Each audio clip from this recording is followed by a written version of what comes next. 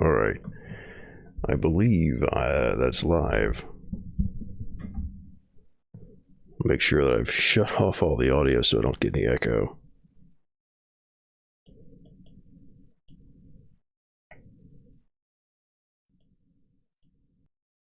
There we go. Pretty dope. You're doing a video every time it comes out? Nope. I think I'm going to be doing probably 4 days a week on weekdays, and then a Saturday stream. Chill, just relaxed, whatever bullshit. I might pivot into some other stuff. We'll see. But I don't want to be too constrained to just doing the news. We want to keep viewership up, and we want to keep making content that the community actually wants. Speaking of the community, I need to go post in the news thread. Actually, that's this one right here. So let's see. Don't Haas this shit, be chill. Yep, that's the plan. I'm not gonna Haas anything. Alright.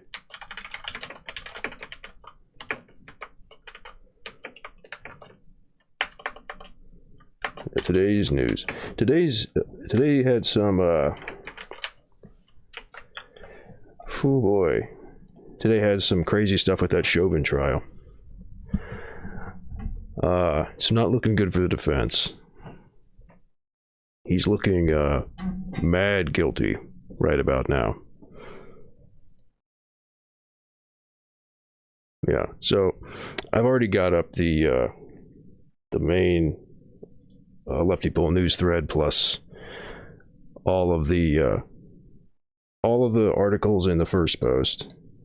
Hopefully I'm not going to have a system crash like I did last time. I think that I had too many things open at once in the web browser. Let's see. What would be... Oh yeah, well, I don't know. It's an interesting question with that trial because the prosecution called up their third witness, who was just a bystander, but he happened to be a semi-pro MMA fighter with a history in wrestling.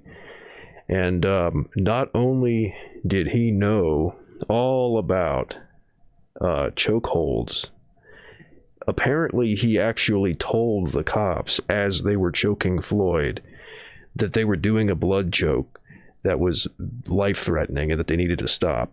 Basically, like, explained what was happening as it was happening. And he was able to explain to the jury what the deal was with blood chokes and how what was happening to Floyd was, like, extremely lethal and dangerous, until the judge interrupted him and basically was saying that he's giving expert witness testimony when he's just a bystander, and he should restrain himself to only explaining like the basic obvious things that he can see. And given the history that the defense has had with the angles that they're going at, they might try to use that as mistrial. Because if you have a witness giving testimony that they're not supposed to be giving, that's evidence that hasn't been properly reviewed. Like the fact that he was like semi-pro MMA, that was not like entered into evidence, so it potentially could be grounds for mistrial. Even though, like, in the footage of him on the scene, he's literally wearing a hoodie with the logo for the gym where he practices MMA. So it should have been obvious to all involved that he had a knowledge of this stuff. And on the scene, apparently, he told people about what was happening. Oh, it's definitely relevant, but the issue is legal procedure. The issue is, in order for the case to be fair, you have to basically, I think, I didn't see if it was on film, but apparently it was. But the issue is that if you don't enter all the evidence before the trial, then the two sides don't have, it's called discovery. The two trials are supposed to be able to see all the evidence so they can base the case that they're going to make on that evidence. And if they do not have all the evidence in discovery before it begins, that's the grounds for mistrial. So that, I expect, is going to be what Nelson's team goes for, the defense. Nelson's the main defense lawyer. I'm expecting that's going to be the angle. Yeah. I didn't catch the actual audio of the guy explaining it, but yeah, he's the surprise expert witness. So we'll see how that pans out. But that was just the capstone. The whole day was wild. So the prosecution opened up with their opening statement, had them playing the video clip of Chauvin kneeling on Floyd's neck. I don't think it was quite in its entirety, but it was several minutes of it. It was a big chunk. And they went first, which means that the defense's opening statement had to follow that. So they didn't do so well. And then there was also, with the first witness, they had new footage, apparently. I think it wasn't released to the public at all, of basically the events leading up to the famous bystander footage. It was taken on a CCTV camera. And they brought this on because the witness they called was the 911 dispatcher. And she saw this footage. And it shows the police officers put Floyd in the car and then take him back out of the car before they kneel on him. So that adds a whole other series of brutality to the whole thing. And it kind of sinks the argument that he was like out of control, because they did get him in the car before all of it happened. But I don't know. It's hard to say now because this judge is very, very supportive of the defense coming down on that last witness. So I don't know. The evidence that they brought forward, though, really tight. Why are they saying they dragged him out? They haven't made a justification for that yet. Because of the way that the whole thing is structured, they tend to like have people go in like big chunks. So when they bring a witness on, so far the state has called 3 witnesses. When they bring a witness on, the side that calls the witness will question them to get the story. And then the other side will cross-examine them to try to like poke holes in the story. And they didn't have an answer for that footage that was shown. I imagine that they're going to bring on like some police officers as witnesses to explain what, like, you know, the ones who were there to explain what was happening. But they didn't have an answer for that today. So that's I don't know. That seems to me like it's probably a bad move, that the jury's going to have that kicking around in their heads for a little while before they get any kind of counter narrative to it. But I don't know. They might just throw this jury out, because if it's a mistrial, they have to get an entirely new jury. So we'll see. We'll see. All right, let me just check my stream health to make sure everything's going smoothly. Looks like it.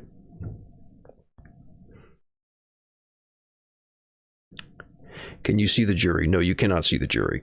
They made a strong point to keep the cameras off the jury. However, there were some media people who were in the room and released some descriptions of the jury. They're not all white. They're mixed. There's people who are white. There's people who are various other ethnicities. There's people who seem like mixed race. But, you know, there's only so much you can glean from just looking at people. There's also a whole problem with, you know, how much you can actually say about the people you're watching. All right. This keeps on slipping down. Either I need to be more careful with how I apply this thing, or I need to just go ahead and do a face reveal. Hey, SciTube enjoyer. We're just going over the events today with the Floyd trial, Derek Chauvin's murder trial. The real messed up part, though, was that the feed got cut, and that they cut the proceedings short, apparently. And they were saying that the reason was that the feed got cut, and the feed got cut as this third witness. This semi-pro MMA fighter who was giving detailed explanations of chokeholds, like, explaining, how to position your arms and stuff, and talking about how, like, in great detail. Honestly, you should go watch the, like, Unicorn Riot's feed or whatever, and try to find that guy. He was the third juror, black man in a very nice, not suit, but like a office shirt and tie, very clean cut, respectable looking gentleman. Donald Wynn Williams II. He was giving very detailed explanations for chokeholds and all that, and that was when the feed got cut. Was when he was talking about that stuff. So we had to like Clash when found was it News Now still had a feed in there, but like the general use feed that Unicorn Riot was using got shut down. Oh, and by the way, I forgot this also happened today. Unicorn Riot got banned on Twitch for showing this stuff. They early on in the day, I think it was during the prosecution's opening statement, Unicorn Riot got banned on Twitch. And apparently, according to Dan at Unicorn Riot, the ban is for 30 days, which is like, until they expect the trial to end. And the ban was apparently handed down by the admins on Twitch. And, this is a good time to remind people that Twitch is owned by Amazon, and that Amazon has dealings with the CIA and FBI and all those other alphabet soup agencies. So, it's kind of suspicious. It's a little weird, all this stuff that's going on. But yeah, so the Unicorn Riot got banned on Twitch, and then the feed got cut. The general use feed that, like, not just Unicorn Riot, but any like independent journalist was using. I think that News Now still had a feed because they have their own cameras in the room. But yeah, when they said that they're cutting the proceedings short because the feed got cut. They'll be back tomorrow. They didn't finish, the prosecution did not finish with this third witness. And I imagine that he's going to be called to finish up the testimony that they want, and then he's going to be cross-examined. Yeah, it really does. I mean, in fairness, it's possible that it's like just like some shit happened. They've had tech problems the whole time, so don't want to discount that. But it is real fucking suspicious. I'll say that much. Don't myself want to get banned from Twitch quite yet, so I'm not going to like start throwing serious accusations around. Just going to report facts. But yeah, it was, I think, right after they showed Chauvin kneeling on Floyd, so there's possibly something going on there with like a just a content question. But anyway, I think I've about covered today's events in the Chauvin trial.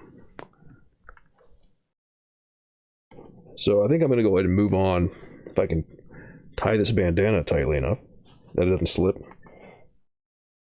think I'm going to move on to the news. Although I do want to point out that I have an intent. I want to do a charity stream on here at some point and pull like a publicity stunt. Like, I think that, I'm not going to give my general opinion of him, but I think that H Bomber guy did a pretty good idea to have like, this long form marathon stream to draw attention for a charity. And I'd like to do something kind of along those lines. But I think that for this community, or for this website, what would be more appropriate than playing a video game long form would be to read a book. So in that, to that end, I think that the publicity stunt that I want to do is to like marathon through Capital, a critique of political economy, and just see how far I can get without, I mean, I'll take breaks, but without really stopping. I'm not planning to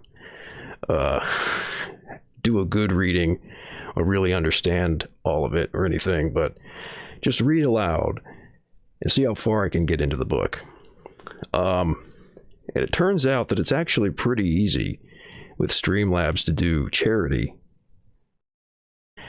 And they've got, I'll actually see if I can, here we go. This is the link. I'll post the link here in all the chats, actually. Here we go. SciTube chat, Streamlab charities. Here's the Twitch chat, Streamlab charities. And the YouTube chat, Streamlab charities.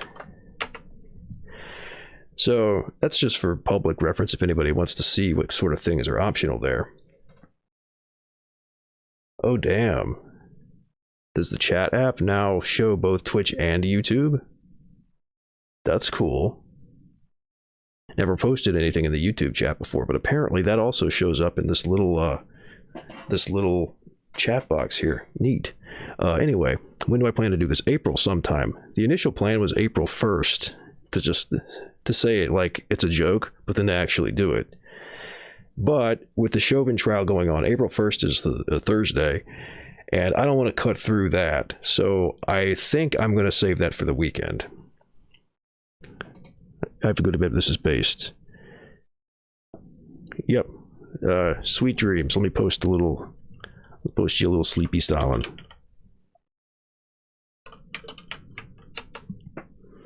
Night, kill all pigs. So yeah, I can actually very easily set up the charity. Let me see if I can. So here we go. Here is Streamlabs charity page. So this is what I linked. This is just a list of charities that they have. And they list them by the amount of money raised through Streamlabs. And it's actually really cool because Streamlabs doesn't take any cut of the money that's earned.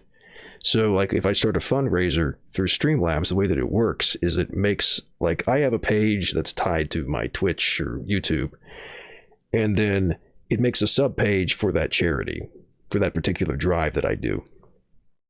And you go there and make a donation, and all the money goes to the charity. So there's like no cut that they take or anything, which is cool. And I already looked through this list, and what do you know? I found a pretty appropriate charity here called Pro Literacy. And I looked into it, and they seem pretty legit. Somebody might find some problem with them or something, but I didn't. They seem okay. They're an adult literacy and basic education organization that has like a bunch of partner organizations around the world. They actually hit like a rough patch, I think like 10 years ago when I was looking into them, which I did earlier today during the Chauvin trial. Apparently they had like a rough period and they've downsized significantly since then. I think it'd be kind of cool to be able to kick them some money so that they could help people learn to read a book. I think that's also very fitting the theme of leftypol. So, you know, this is I realize that this would be very late notice to do this on April 1st as well. So I would like to create you know, some kind of lead up to it so that people know. I actually could do something through April probably, because if you create a fundraiser, as I'll go ahead and click, hold on, I need to actually let me change the properties of this a little bit, capture the cursor. Hold on. Hold on. Oh no, it's refreshing and it's confused. I need to pick the window. There we go. All right, so if I hit the oh, it still isn't showing the cursor. There it is. If I hit fundraise, basically it gives me, I have to name the campaign, put in a description. I can optionally upload a banner for the page that it creates, so go back and edit that later. So call it read a book. Help people learn to read. Go to next. Then I can set up dates. So like, let's say April 1st. End date, April 30th. Next. Then I can set whatever the goal is. Next. And then this is a review, and it'll give me this link that I can give people to donate. So very easy to set up. I could just click this button and it's going. I'm going to do a little bit more prep so that it gets like, you know, the donation notifications pop up and all that stuff. But yeah, very easy to do. I was gobsmacked how easy this is to do. So I'm definitely going to do that. But maybe what I'll do is I'll make a thread, and then people can like maybe suggest if there's something I should do about timing, because I definitely don't want to step on anything else happening. Like this Derek Chauvin thing is huge. So I think maybe I'll do an opening salvo on the weekend, starting on Friday, going to Sunday, however much I can get through in that amount of time, and then pop on doing readings on the weekend on like Saturday or Sunday or something. That's kind of tentatively what I'm looking at here. But I just wanted to brief people on that capacity that I have here with this and share the idea, which I think is pretty cool. If I do say so myself.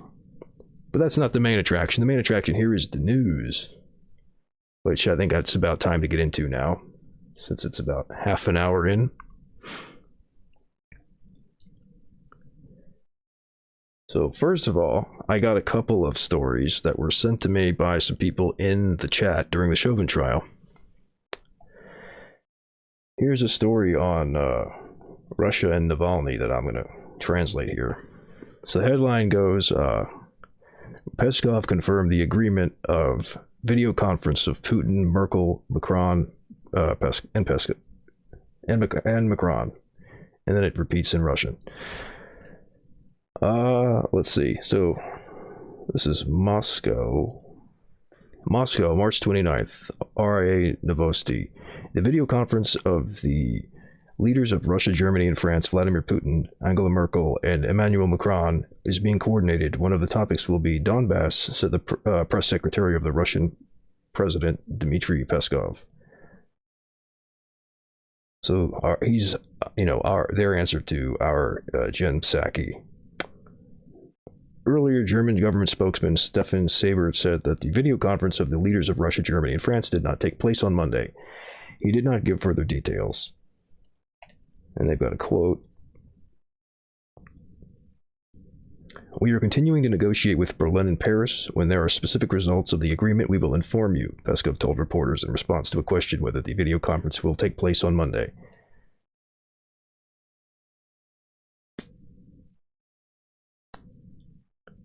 When asked why the video conference was not supposed to involve the president of Ukraine, Volodymyr Zelensky, the Kremlin spokesman said that there was no talk of an event in the format of the Normandy 4. There are many other issues for discussion, he said.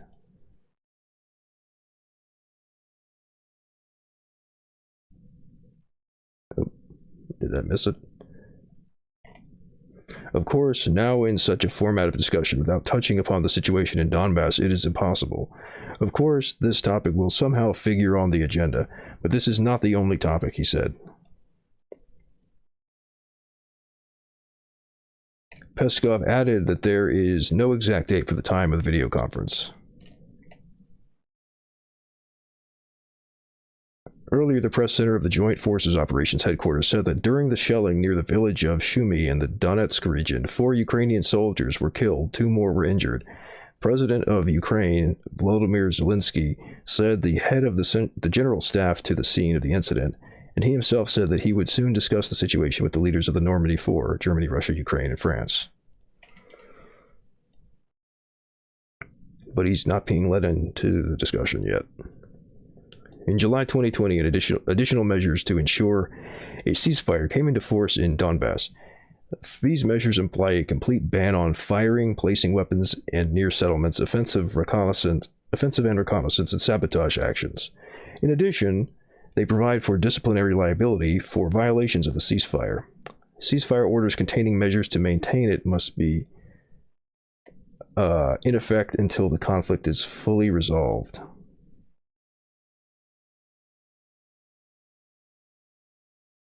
In April 2014, the Ukrainian authorities launched a military operation against the self-proclaimed DPR and LPR, which declared independence after the coup d'etat in Ukraine in February 2014. According to the latest UN data, about 13,000 people became victims of the conflict. The issue of resolving the situation in Donbass is being discussed, including during the meetings of Minsk and the Contact Group, which since September 2014 has already adopted 3 documents regulating steps to de-escalate the conflict. However, even after the armistice agreements between the parties to the conflict, shootings continue. And apparently, our contributor who linked that says that Zelensky is pretty upset about not being included, pretty butthurt. All right, we have another contribution from the chat here. It was posted again during this morning's proceedings with the Derek Chauvin trial.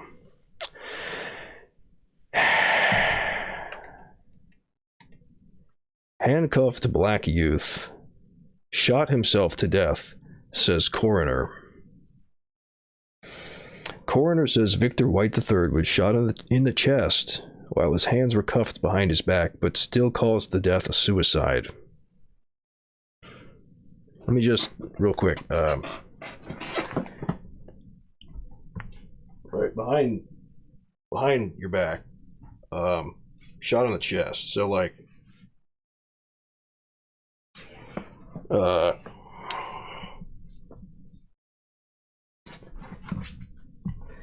I'm not seeing it, to be honest. It seems a little fishy to me, but what do I know? This is NBC News by Hannah Rapfly.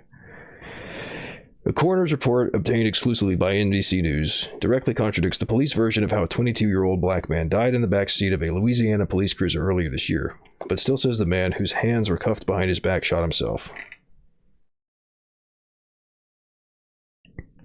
In a press release issued March 3rd, the day he died, the Louisiana State Police said Victor White III apparently shot himself in an Iberia Parish police car.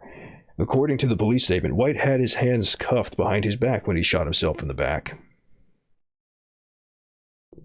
I thought it was the chest. So that's the discrepancy.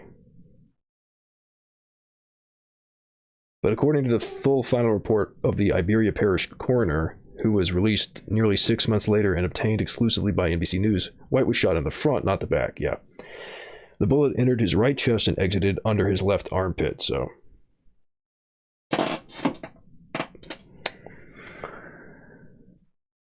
White was left-handed according to family members. Right, so that would, if you wanted to do that with your left hand, that would be like, you know, that would be hard. That'd be really hard. And that's with being handcuffed too. So story is adding up even less now. He committed suicide by being born black. It just took 22 years to take effect. Yeah. That sounds about right.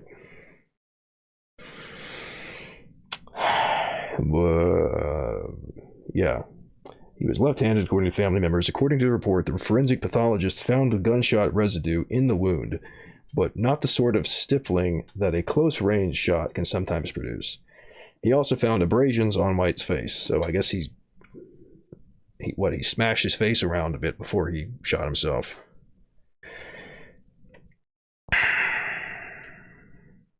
And yet, despite the contradictions, and even though White's hands were never tested for gunpowder residue, the Iberia Parish coroner still supported the central contention of the initial police statement issued back in March.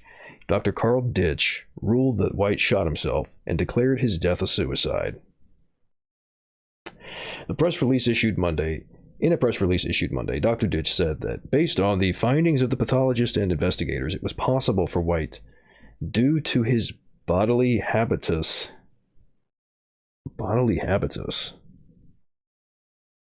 What's that linked to? Med terms. To manipulate the gun to shoot himself in the chest. what is bodily habitus? The physique or body build. So he's just using a buzzword for something. Like, he could have said his build, his physique, but he's using a buzzword to confuse people. All right.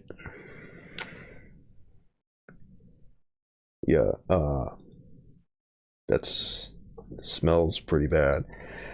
White's father doesn't believe it. Yeah. He doesn't believe that a man with a new baby, a girlfriend, and a job that had the motive for suicide, and he doesn't think any version of events which White shot. I mean, do we even really need to say that shit? Come on. Oh, he didn't have a motive. Yeah, no, like, come on. You can't shoot yourself in the chest when you're handcuffed behind your back unless you're Harry Houdini. And then somehow you, not only do you get out of the handcuffs and then shoot yourself, you put your hands back in the cuffs later. Come on. Come on. We don't need to say this, any of this dumb bullshit. Like, yeah, obviously he doesn't have a motive for it. That's not the point. Come on. You can't make me understand, said Reverend Victor White II, 53, a Baptist minister and former substance abuse counselor. You can't make me understand how my son took his left hand when he was handcuffed behind his back and shot himself. I don't believe a thing they're saying at this point. Yeah, I mean, in Alexandria, Louisiana, Vanessa White left, mother of Victor White III, eats dinner with her daughters Precious, 13, left, Victoria White, 20, right, and her husband, Reverend Victor White II. Shit, man, it just keeps happening. Just keeps happening. Facebook post reveals two different sides of Victor White III. Some photo, do they though? Do they really? Victor, some photos show a young man acting tough, and another catches him reading the Bible with his brother.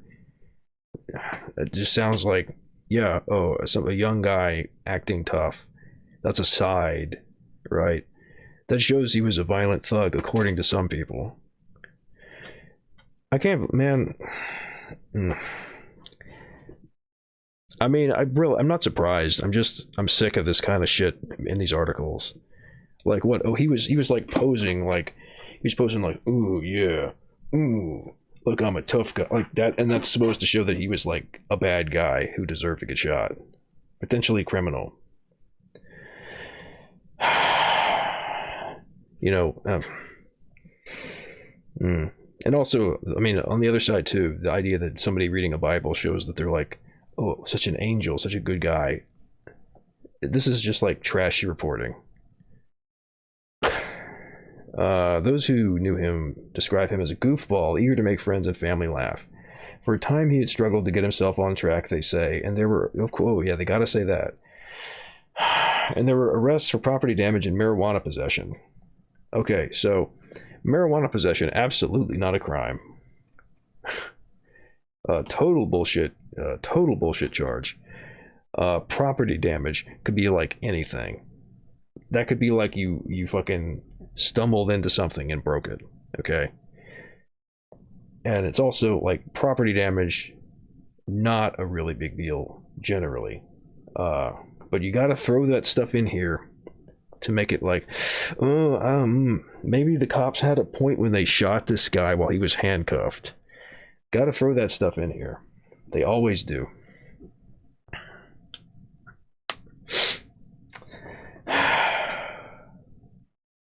But 6 months before he died, he seemed to be accepting adult responsibility.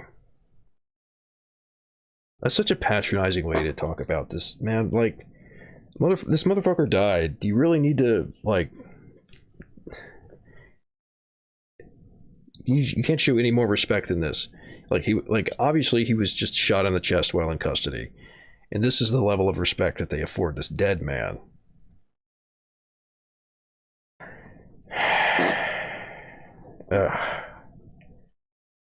After months without work, he got a job at Waffle House in New Iberia, a sugarcane town of 30,000 more than 2 hours west of New Orleans. He had begun saving for an apartment with his longtime girlfriend and their infant daughter. Family members say he was trying to decide whether to go to community college or apply for a more lucrative job working on one of the oil rigs that dot the Gulf of Mexico. He'd even started commuting to Alexandria, Louisiana, now and then to attend Sunday services at Harmony Missionary Baptist Church, where his father is the preacher. He was ready to start, said his father, Reverend White. He'd call and text his family every night. I love you all. I wish y'all would have been proud of me. I'm working another double shift. On March 2nd, the younger White was blowing off steam on the one night a week he had off from Waffle House. Ashley Boot, 24, said she picked White and his brother Leonard up around 6 p.m. outside a convenience store. They went back to Boot's father's house to hang out. Victor White was very social, she said, very happy. He didn't seem like he was mad or sad or anything. He was in a real good mood.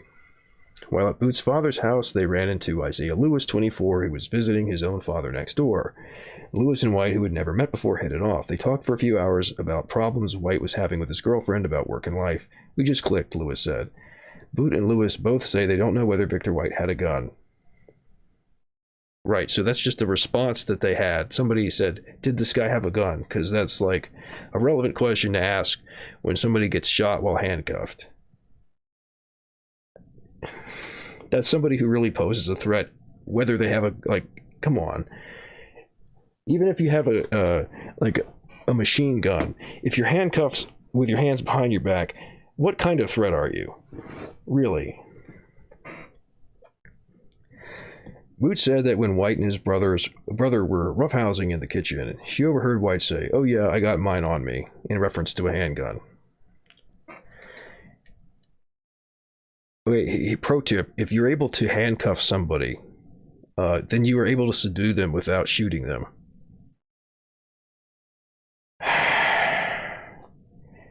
Said Boot, Leonard was like, pull it out, and I was like, and it was like, no, they were play fighting. I know a lot of guys joke around about having a gun, so I don't know, as far as if it was true or not, right? Lewis also said he never saw a gun. Leonard White did not agree to be interviewed for this article. Lewis and Victor White talked and drank for a while, and White asked Lewis if he would help him buy a small amount of marijuana. After they purchased $10 worth at around 11 p.m., Lewis said the pair walked to the Hop Inn, a gas station a few blocks away, to buy cigars. According to Lewis and the manager of the Hop Inn, while Lewis and White were inside the store, a fight started outside. Two men in front of the store began shooting. One told the other he was going to get a gun. White told Lewis, began shouting, sorry. One told the other he was going to get a gun, while White told Lewis they should stay inside. A woman called 911. After the men ran down the street, Lewis and White left. So that situation was over then. Around 11:30 p.m., White and Lewis were walking a few blocks down the road when a police cruiser slowed. So why did they bring that situation up if it was resolved? I mean, like, I guess they're making the story complete, but kind of makes it sound like that's leading into the interaction with the cop here. According to service report provided to NBC News by the Iberia Parish Sheriff's Office Corp, Justin Ortiz asked the men to stop. Ortiz performed a consented pat-down of White, according to the report, and located suspected marijuana in his front pants pocket. They told the officer Lewis that they could identify. They told the officer Lewis said that they could identify the men who were fighting. He said they offered to go to the convenience store with them to talk to the clerk. So they're tracking people down after they had an altercation that's been resolved. That's definitely a necessary public service. There's just no way he'd have access to a gun. I mean, this is the United States. People get access to guns pretty easily, but it's not important. Like, if you're in handcuffs, it doesn't matter if you've got a gun or if you have a gun. I mean, if they get you in handcuffs, they've taken any gun off you that you have, unless it's like one of those tiny little ones you hid in your shoe or something. So, like, that's not even relevant. Do I think he had a gun? Probably not, but I don't think it matters. You're also, like, legally allowed to carry guns. I don't know what the Louisiana law is. This is like New Orleans area, but, like, that's irrelevant. They always bring that kind of shit up too, because they try to use it to, like, defame people. But it doesn't matter if you have a gun with you or not. You're still entitled to being fucking treated like a human being and the rights that you have as a citizen. At least, ostensibly. It's not supposed to matter. But apparently the people writing the stories forget about all that shit. It's just not convenient to the narrative that they're trying to spin.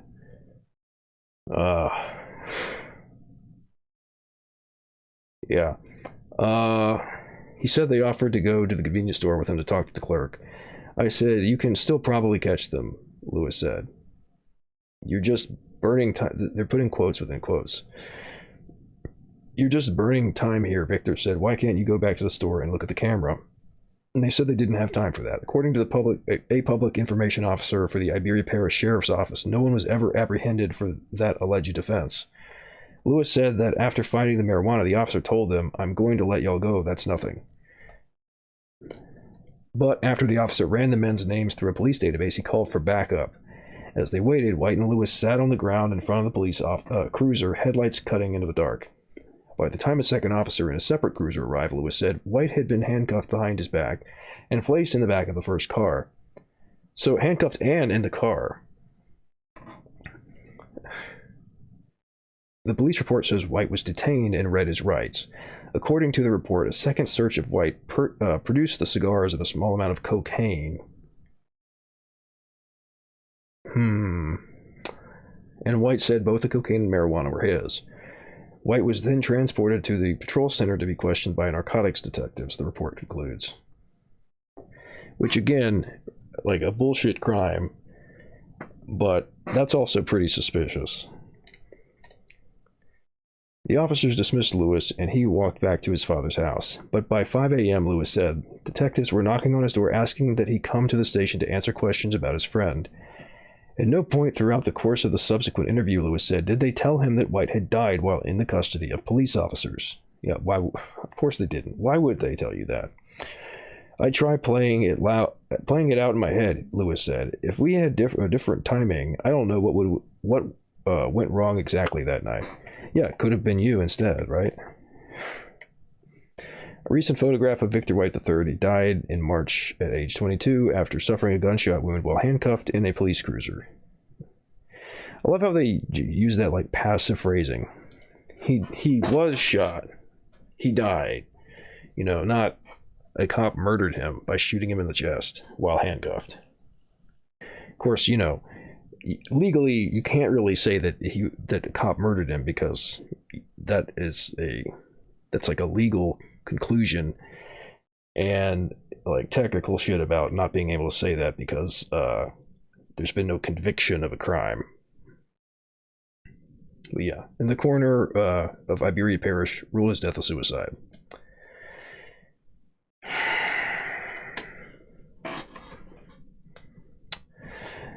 Early on the morning of March 3rd, Reverend White and his wife, Vanessa, 44, raced down Interstate 49 in their powder blue van toward Iberia Parish, 2 hours south of their home in Alexandria.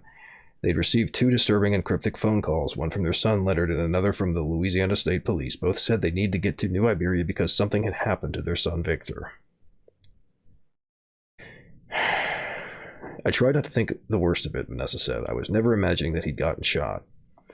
When they arrived in New Iberia, Reverend White said a state investigator told him over the phone that his son was dead and she was investigating the circumstances. Officials said the family would not be allowed to see the body. Reverend White rushed to the parish jail on Broken Arrow Road to find someone who could tell him what happened. After panicked phone calls to the local coroner and the doctor who pronounced his son dead, Reverend White was finally sent to the parish morgue, where the body was waiting on the coroner's slab. Reverend White said his son's face seemed swollen, but he could not tell if it was the swell of death or if his son had been hit. He noted a laceration on the left side of his face. He was not allowed to view the body below the chin.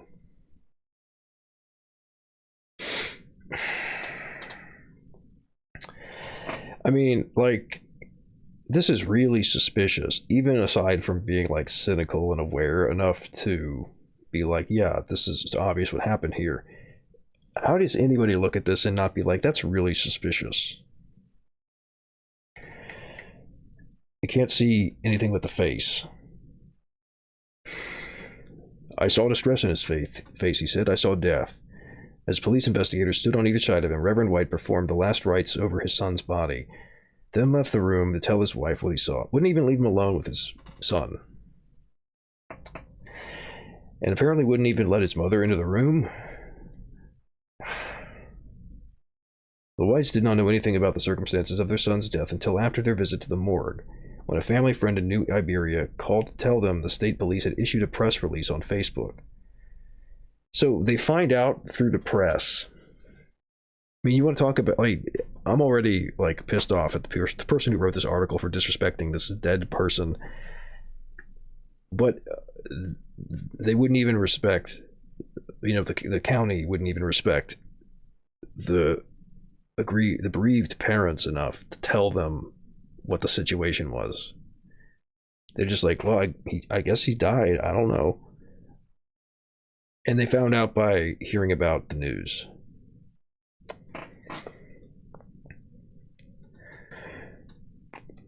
The press release stated that Victor White III was taken into custody, handcuffed behind his back, and transported to the Iberia Parish Sheriff's Office for processing. Once at the Sheriff's Office, White became uncooperative and refused to exit the deputy's patrol vehicle.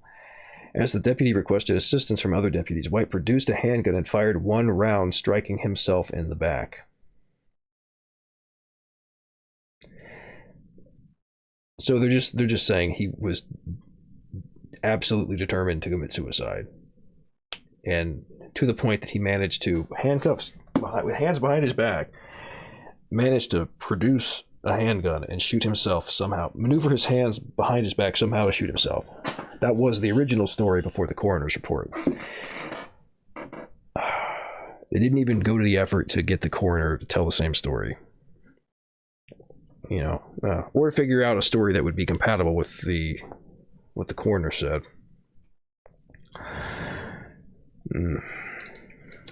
Within hours of White's death, the Louisiana State Police had assigned investigators to the case. Due to the pending investigation, records normally considered public are not available. The state police will not yet release dash cam footage or the number of names of any officers present during White's death. So they don't even right now we don't even know who was around when this happened, much less who shot a gun. They will not give any time frame as to what they expect the investigation to include. I'm going to guess nothing. You always want to make sure in the end you did whatever you could do possible, that in whatever case you put forward is the right case and the outcome is the right outcome, said Trooper Brooks David, Public Information Officer for the Louisiana State Police. So if it takes us 8 months or 2 months, you always want to make sure that you do the right thing.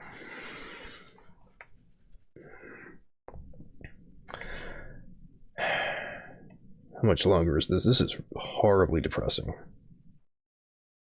Jesus.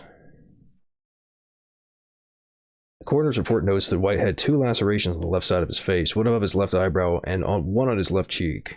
Lewis said that the last time he saw White, meeting after the police stop, when he was about to walk home and White was in custody, White's face was unmarked. The original police statement in March said that White had been uncooperative before the incident, but the Iberia Parish Sheriff's Office told NBC News that White had not been involved in any physical altercation with police.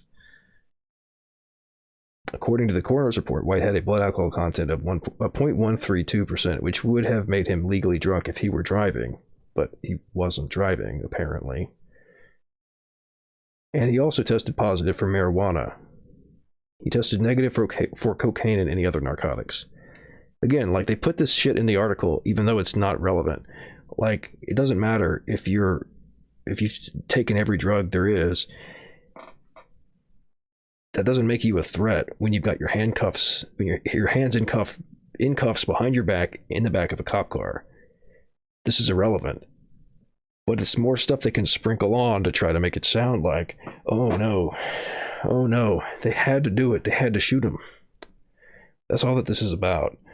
It's about trying to emotionally manipulate people who don't care about this kind of shit, to give them a justification, a reason that they can use, like an excuse to say, okay, well, whatever, it doesn't matter, I don't care. That's what this is for. That's who this is for. God damn it. The coroner's report states that according to police, White had intimated he was going to commit suicide before he shot himself. That's got nothing to do with the coroner's job. I don't know why that's in here. That's bullshit.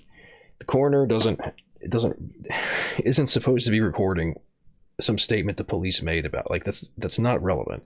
The coroner's supposed to be looking at the body for evidence. Come on. Yeah, okay. I think that's about enough. God. Oh, here's the quote. Although the decedent was handcuffed at the time with his hands to his back, due to his body habitus, which is just like his build, is what that means. Due to his build, the pathologist and investigators agree that he would have been able to manipulate the weapon to the point where contact entrance wound was found. Here on his right chest.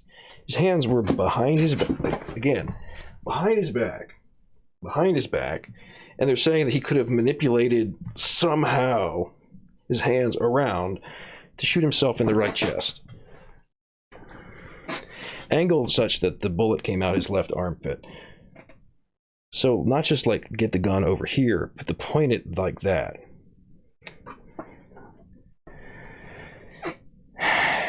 So he's like a contortionist or something, apparently.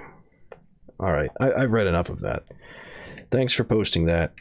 I forget which chatter posted that, but thanks for posting that. It's another one for the laundry list of similar stories. Oh, all right. Let's see, how are we doing on the live stream? About an hour in. How's everybody in chat doing? How you feeling? Gonna start reading these stories now. If anybody's got stuff they want to drop, now's a good time to do it. I'll read additional stories or ask questions or whatever. Probably going to go for another hour or so. Not planning to do a really long one tonight.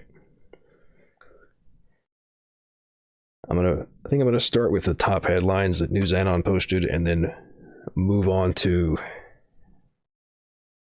the opinion pieces. All right, so thanks for hanging. Oh, I'm not News Anon. I just want to make that clear.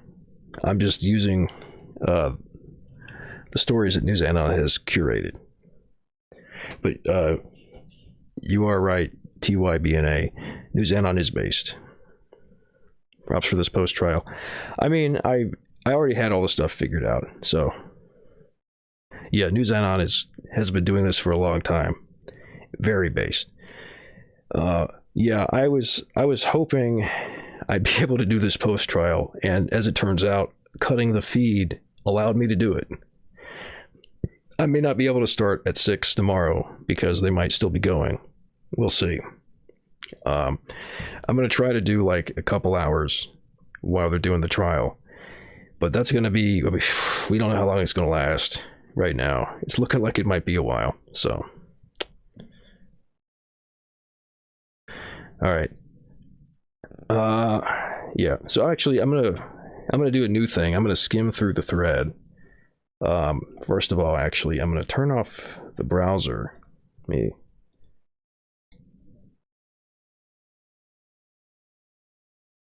Oh, whoops. Hold on, I need to do this again. All right, there we go. I'm gonna turn the browser off while I scroll through the thread real quick to make sure that nothing I can't stream has been posted on here. All right. And then turn off automatic updates so nobody posts anything. If someone posts something that I can't restream, I won't get TOS'd by Twitch. All right. Not a whole lot of posts, just News Anon and a couple comments. So here's the headlines. Actually, this is an idea. How about I read through the headlines and people post in the chat what they want to hear? That's maybe a lot more efficient than me just trying to read through all of it. Economist who pulled Albania out of 1997 anarchy dead at 58. The former prime minister's family and his governing Socialist Party said Fino died Monday at the hospital, where he had been treated for several days after contracting COVID-19. So another COVID-19 death. The government declared Monday a day of national mourning with flags flying at half staff. Labor rights leader shot dead in Laguna. This is a sad news day. A union leader and longtime labor rights activist was killed in the province of Laguna on Sunday, March 28th, 3 weeks after Bloody Sunday raids that left 9 activists dead in the Calabarzon region. Calamba City Police said Dandy Miguel. It's a nice name, Dandy Miguel. Dandy Miguel was gunned down by a still unidentified man while riding his motorcycle in Barangay Canlubang around 8:45 p.m. Bolivian rights activists slams hypocrisy of U.S. over Anya's case. Miriam Amanke Colca of the Bartolina Sisa resistance said the U.S. complained of far-right white supremacists storming the Capitol in Washington, but supported their counterparts in Bolivia. She slammed Washington's support for the Anya's regime of fascist, racist, looters, arsonists, and torturers. Oh, that's Morningstar. I don't think I have any more I can read from them this month. I guess I need to buy a subscription. PM Oli-led CPN UML suspends senior leader Madhav Nepal, Vice Chair Rawal from party. Prime Minister KP Sharma, oil-led ruling Communist Party of Nepal Unified Marxist-Leninists, CPN UML, has suspended senior party leaders Madhav Kumar, Nepal, and Vim Rawal, accusing them of carrying out anti-party activities. In 2 separate letters issued to former Prime Minister Madhav Nepal and Vice Chairperson Rawal, the party said that they had been suspended from the party's membership for 6 months.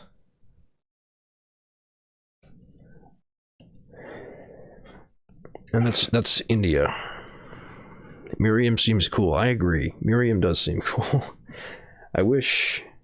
Let me see.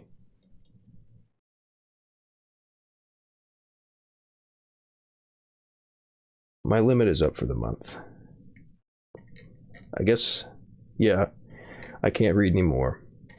Darn. I need to subscribe for $50 a year.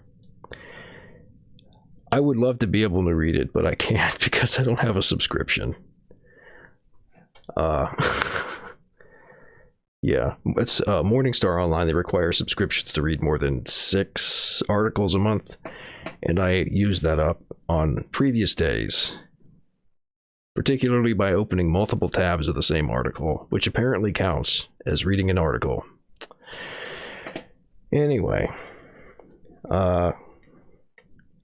or were you talking about the India one as something that seemed like it'd be interesting? Actually, let me close. I don't need to have all these tabs open, and I think that might have been what crashed my computer the first time. So I'll open the India one, if that sounds good. Hundreds protest poor economic conditions in Lebanon. The protest was organized by the Lebanese Communist Party, with demonstrators carrying banners demanding housing services, education, and healthcare services. This country belongs to the working class, and end capitalism were among the slogans changed by protesters. Chanted, I think is what that meant. Chanted by protesters. So Lebanon, I'm interested in that one, so I'm going to open that one. Hello, Red, with the 3. Oh, hey, Schmegma Artist is back. All right, Pope sends Julian Assange personal message to his jail cell, partner says. This is an interesting sounding title. The kind personal message from the head of the Catholic Church was delivered to Assange's cell by a prison priest, Stella Morris told her Twitter followers on Sunday. Morris did not disclose the content of the missive, but expressed gratitude to Catholics and other Christians campaigning for Assange's freedom. So there you go. Even the Pope wants to free Assange. I'm curious to imagine that's a very short story, so I'll open that one. Islamist insurgents killed dozens in attack on natural gas complex in Mozambique. Hundreds of militants last week attacked Palma, a northern coastal city located in Cabo Delgado province that acts as a hub for a vast liquefied natural gas (LNG) project worth tens of billions of dollars. The project, scheduled for completion in 2024, is led by the French energy group Total and includes industry partners from India, Japan, Mozambique, and Thailand. So that sounds like some kind of, opposition to extracting the resource from the country. But I don't know if there's any more information about who those militants are. That one seems pretty interesting. I think I'm going to read to the end of the post and then start reading articles. Siberian scientists block bombshell pollution report ahead of elections, reports. The Russian Academy of Sciences, RAS, Siberian branch reportedly determined that 78% of Russia's 24 most polluted cities are located in Siberia and linked the findings to increased rates of birth defects, childhood disease, and cancers in the region. Well, I mean, I guess that's kind of what happens when you're polluting a lot. I mean, the 24 most polluted cities in Russia sounds like it would be pretty bad. I uploaded the article. Thank you. Thank you, Kamala Harris. Thank you, Mamala. That was wonderful. That was a good article. Depressing, though. Very sad.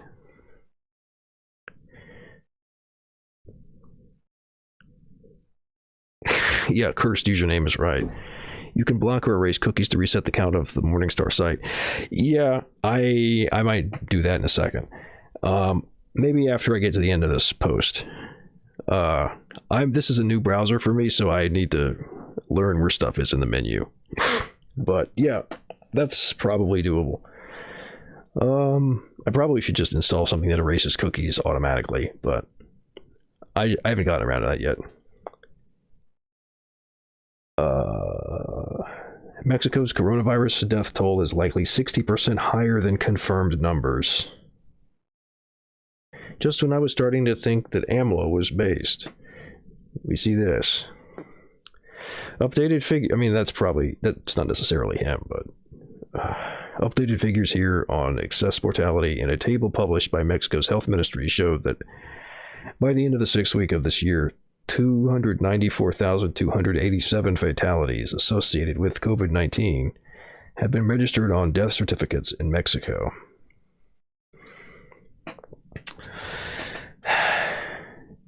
Oh no, I know AMLO's a mild suck, Tim. I'm saying that he's based for his involvement in helping Bolivia, giving asylum to Evo Morales. Yeah, Leo said it. By the way, let's get Evo in the chat, shall we? Am I taking guests? In theory, I'm taking guests. I have not set up any of the chat stuff. You got to put the little there you go. You got to put the colons around to put the emote in the SciTube chat. Yeah, I would take guests. I just don't have the audio set up yet. I'm not sure what people would use more. Matrix seems pretty popular. I kind of want to avoid Discord because, but yeah, guests would be nice. I would like to have more people on than just me. I like to have a community-driven thing here, I guess you could say. Something that's oriented toward the people on leftypol, not just me. I've never been one to be like an e-celeb, so I can't stand that shit, to be honest. But yeah, so Mexico's bad news with coronavirus. Let me get through this post. Last one. WHO report COVID likely first jumped into humans from animals. I think we knew that already, didn't we? A joint World Health Organization China study on the origins of COVID-19 said the transmission of the virus from bats to humans through another animal is the most likely scenario, and that a lab leak is extremely unlikely. Oh, that's what it's about. Definitely need to be proactive about Discord. Yeah, it's funny actually. Somebody asked me to do a debate with them over Discord, and I went to install Discord, and it was going to be like sending me an email to confirm the account, but it never sent me the email. So, don't use Discord to sell. Oh, I know Discord sells your data, and it's also full of some suspicious characters. Just use Discord over Chrome. I don't know. It sounds a little Fed posty there. Yeah, using it in browser is a lot safer, assuming you secure your browser. Yeah, but Chrome? That is a botnet by itself. Yeah, I mean, it's definitely safer to use something like that through a browser because you have much more control. But yeah. Well, Chrome also, if you don't know, Chrome is also monitoring and selling your data. So it's best to avoid it if possible. I mean, using it for like a couple things maybe, but like something like Discord seems like a terrible use. But anyway, what was it? The WHO China report said that a lab leak is extremely unlikely, according to a draft copy obtained by the Associated Press. I don't think we need to cover that story. That's pretty, yeah, probably wasn't a lab leak. I mean, maybe, but that's, it's a little paranoid. Let me see. What do I do to clear cookies? Delete cookies. There we go. Let me see if that works. To access Morningstar, because that was a pretty cool sounding story. Morningstar Online. Let's try that one first. I have 8 more articles. Oh, I just have to delete cookies. Tell you what, when people send me donate $50 a year to my stream, then I'll spend $50 a year for Morningstar. That seems fair. Anyway. Bolivian activists accuse the United... So let me read the title. Bolivian rights activists slams hypocrisy of U.S. over Anya's case. Let me check the chat real quick, see if anyone posted anything I should address. You have anything you might want to go wonky and run browser Discord off of Opera on a Windows OS? Something to throw off the... Yeah, so like set up a partition with a different operating system and run Discord on that. Unfortunately, I can't do that and stream at the same time. But yeah, I do need to think about what would be the best way to have people on. I think lots of people on leftypol tend to use Matrix. It's a pretty easy thing to set up anyway. That's a lot better than Discord. I use that, so might be a good way to get people on. My Firefox has trouble running some web apps. Yeah, this is just so inconsistent with those things, Every browser's got its foibles, things that don't work right. Peeps using it. Yeah, there's like lots of people. There's a reading group that I'm in on there. There's a group for discussing like movies and stuff. I think that is what like the mods use to discuss things, I believe. So maybe that's where it started from. I don't know, but I think it's a pretty common, what do you call it? What's the word I'm looking for? Platform is the word. Element enjoyers. Yeah, Element's the client that the software you use, right? I don't know. It's been a while since I set it up. Didn't pay too much attention to all that. I think Matrix is the service and Element is the front end. But anyway, Bolivian rights activist slams hypocrisy of U.S. over Anya's case. And there you see Janina Anya's behind bars, where she belongs. Oh shit, I forgot to turn it back on. Hold on. There we go. So you can see it too. Everybody gets to see Jeanine Áñez behind bars. Alright. Well, I guess I can't zoom because it's trying to put the sidebar in. Bolivian activists accused the United States of hypocrisy today after Secretary of State Anthony Blinken raised human rights concerns over the arrest of coup President Jeanine Áñez. Mr. Blinken accused the elected Bolivian government of anti-democratic behavior for prosecuting Ms. Áñez and other ministers in the government installed by the 2019 U.S.-backed military coup for the massacres of protesters they ordered. I don't know, that seems kind of fair to me. Miriam Amanke Kolka of the Bartolina Sisa resistance in the U.S. said the U.S. complained of far-right white supremacists storming the Capitol in Washington, but supported their counterparts in Bolivia. She slammed Washington's support for the Áñez regime of fascists, racists, looters, arsonists, and torturers. This is a quote. In just 1 year, Áñez and company murdered 37 indigenous brothers, wounded more than 800, and put thousands in jail, she said. Now that the coup plotters are out of power and being prosecuted for their crimes following due process, the U.S. comes out in defense of its partners who committed crimes against humanity. Sounds pretty on point to me. Nothing strange for the country whose police kills African Americans in a growing wave of racism. Gee, like, wow, okay, going for the throat here. Damn. I like it. Mr. Blinken complains that the Luis Arce government politicizes the legal system, but the U.S. did not complain when the paramilitaries, police, and army applied an arbitrary and lawless process to crush a democratically elected government. Are they afraid that the dirty deals of their intelligence agencies will be exposed, as happened in Chile with the exposure of Operation Condor?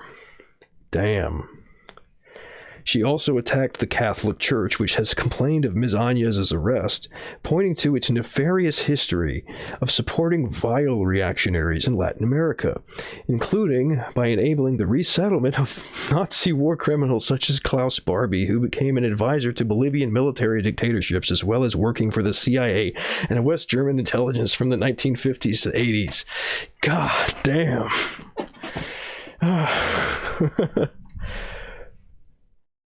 Somebody had to say it, right? Holy shit. This is quotes from Miriam Amance Kolke of the Bartolina Sisa resistance in Bolivia. Damn. I'm gonna talk about a roasting. Holy shit. And a well-deserved one, too. Yeah, chat's liking that.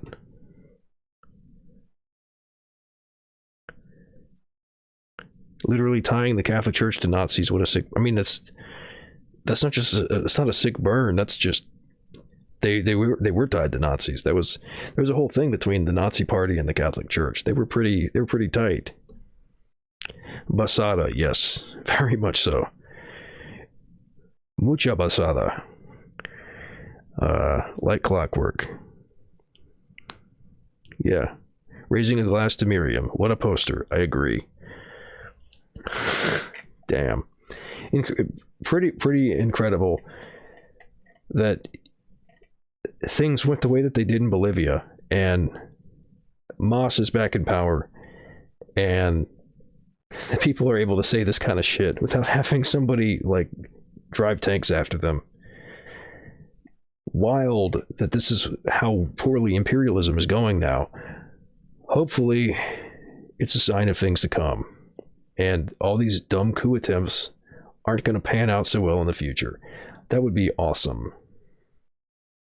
All right, this is like, oh, that's like a bunch of different articles that... All right, hold on, let me see if I can... I think that'll be visible in 1080p, but I'm not sure. Yep, that's legible enough. Have you checked the new announcements for a full-scale Donbass offensive? was just posted in the Donbass General thread. I have not. If somebody wants to post that here, it's a lot easier for me to not have to like keep going back and forth to leftypol, because currently I have the SciTube thread open on one half of one monitor, the OBS software open on the second half of this monitor, and then I've got the chats, and then I've got the this web browser that I've got on this side. So it's much easier. If somebody wants to go grab that article, though, that'd be awesome.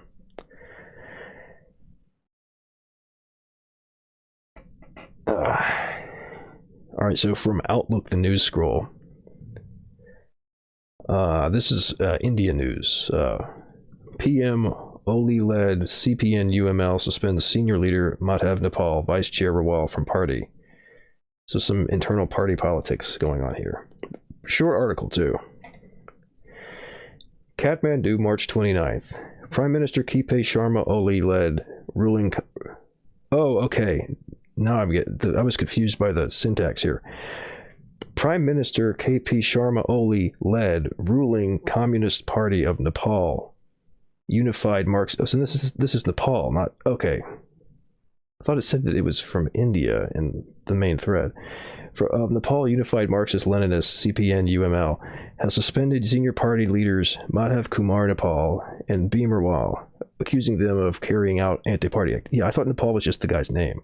So this is in Nepal. Okay. Accusing them of carrying out anti-party activities. In two separate letters issued to former Prime Minister Madhav Nepal and Vice Chairperson Rawal, the party said that they had been suspended from the party's membership for 6 months. This action has been taken as the party was not satisfied with the clarifications furnished by you for your anti-party activities. This is your last chance to correct yourself, the letter said. The suspension period can be reduced if you revise your opinions and correct your anti-party activities, said the letter signed by UML Chairman and Prime Minister Oli. In the letter, Madhav Nepal and Rawal have been accused of promoting factional politics within the party by holding unauthorized gatherings of party members. Oli's decision to suspend them comes at a time when the inter-party rift within the ruling party has climaxed owing to factional feud. Madhav Nepal and Rawal last week boycotted the party's parliamentary meeting, called by Chairperson Oli for a second time, taking strong exceptions to the unilateral decisions taken by him on various internal issues of the party. The two factions led by Oli and Madhav Nepal are at loggerheads over a number of issues. CPN UML revived after the Supreme Court verdict to invalidate the Nepal Communist Party born out of the merger between the then CPN UML and CPN Maoist Center in 2018 has witnessed a serious internal feud as the Oli-led faction is taking actions one after another against the leaders of Madhav Nepal-led faction, according to them accusing them of being involved in factional politics. So, the ML parliamentary democracy, yes. Well, the Maoist parliamentary democracy. I believe that they have like just a ton of Maoist parties in Nepal that are all fighting for power, declaring people's wars against each other. So, yeah. But see, the thing about this that I will say is that having different styles of socialism, having different experiments, having different projects that are configured in different ways, shows you how different methods play out. And there's things you can learn from this that are very valuable in terms of how to deal with having a socialist project in the future. Things to avoid, things to replicate, etc. So it's useful to have things that go well or go poorly as a learning tool. Oh, you put the Ukrainian offensive in the thread. Okay. Let me just really quick sanitize in case anybody posted something naughty. Browser. There we go. There's the update button. Oh, somebody posted a screenshot of the Morningstar article. Thank you. That's very nice. It didn't end up being necessary, but I appreciate the effort. That's very lovely. Turn the browser back on. Donbass article here. All right. Since that was just posted, oh. Ooh. Good thing I've got a translator add-on. So this is Donbass today. The commander-in-chief of the armed forces of Ukraine announced preparations for a full-scale offensive in the Donbass. Well, here we go, I guess. I already got the link. So this one's more orthodox and parliamentary oriented initially. Yeah, I'm not sure about the history of Nepal specifically. I'm just aware that there was a whole bunch of different parties that were in conflict over factional issues. Yeah. All right. So here we go. What was the term again? Full scale offensive. And this says politics incidents is the section it's in. All right, actually.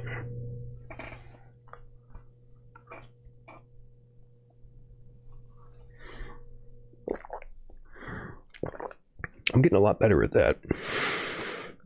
I've got to do a face reveal before too long. It gets really hot underneath this thing, believe it or not. All right. So the picture here, what's the caption say? Meanwhile, Kiev condemned the upcoming negotiations on Donbass in the Normandy format without Ukraine, and the United States transferred armored vehicles to Donbass. Oh boy. Don't face reveal? I've got a face reveal at some point. Partly it's a comfort thing, but also partly I've got a face that's good for this kind of thing. And I don't care that much about my identity being revealed eventually. But I gotta recognize my strengths. Anyway.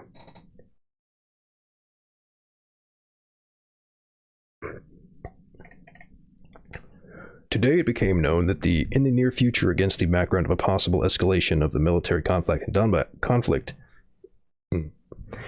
Donbass, the leaders of Russia, Germany, and France intend to hold a video conference, and the negotiations will take place without the leader of Ukraine, Volodymyr Zelensky.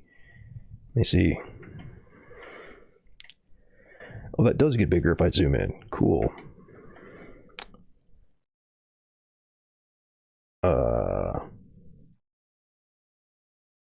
All right, I just installed this add-on, so I'm a little unsure some of the finer points of the interface. The Ukrainian Foreign Ministry expressed a note of protest in this regard. I bet. Right? As explained... Come on. Oh, that's just a button that's in the way. Alright. As explained in the Foreign Ministry of Ukraine, only in the... Come on. In the full composition of the Normandy format negotiations can the party achieve shifts on key issues of a peaceful settlement, primarily ensuring a full and comprehensive ceasefire. Right, so they're basically just talking without inviting Ukraine, one of the major parties involved, to the table. Chief of the Armed Forces of Ukraine, Ruslan Komchak, said in an interview with Gordon that at the moment, Kiev is calculating various scenarios of the Donbass, including full-scale military actions based on the past experience with the war in eastern Ukraine. Tensions coming to a head. According to him, the main goal of the armed forces is to preserve the territorial integrity of the independence of the country. However, Komchak warned in the event of a new conflict in the southeast of the country, a lot of local civilians will die, in addition to the military forces of Donbass.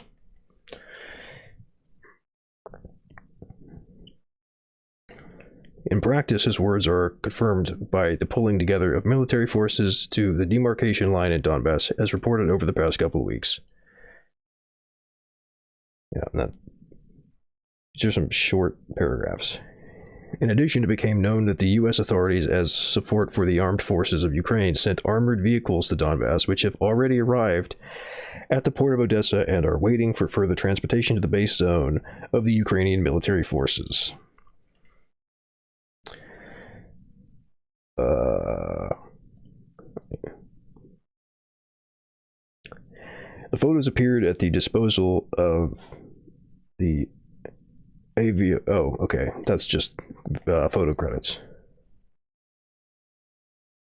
The published image shows several rows of Army armored Hummer vehicles. Yeah. Which are distinctly US. The game continues, yeah. Yeah, it does. It's more chess, more power plays. Just keeps on going, doesn't it? Earlier, Top News wrote that a blogger with the name Simple Soldier from the DPR named the exact date of the arrival of the armed forces of Ukraine in Donbass. Also, State Duma Deputy Shvitkin shared. I'm not sure how they translate into how they anglicize these names. Shvitkin shared his opinion on the possible timing of the escalation of the conflict. Does that? Do we not have that opinion that was shared? I would expect that they would say that and then share the opinion, but I don't see. Maybe this is a quote. I mean, that's the end of the article.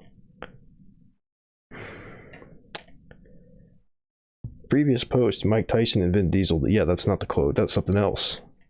I would have expected they would provide the quote. But yeah, this is shaping up to be a problem. The state of ex-Soviet states. Yeah, right. God. Oh, that's a mess.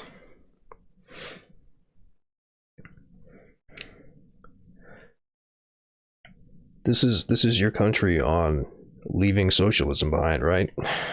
God. And then here's the Lebanon story, right? Yeah. Hundreds, and this is from The Nation through archive, so we don't give them hits. Hundreds protest poor economic conditions in Lebanon. Hundreds of Lebanese demonstrated in the capital Beirut, which you might remember for its massive explosion a little while ago, on Sunday over deteriorating economic and living conditions in the country. The protest was organized by the Lebanese Communist Party, with demonstrators carrying banners demanding housing services, education, and healthcare services. So that's a good showing.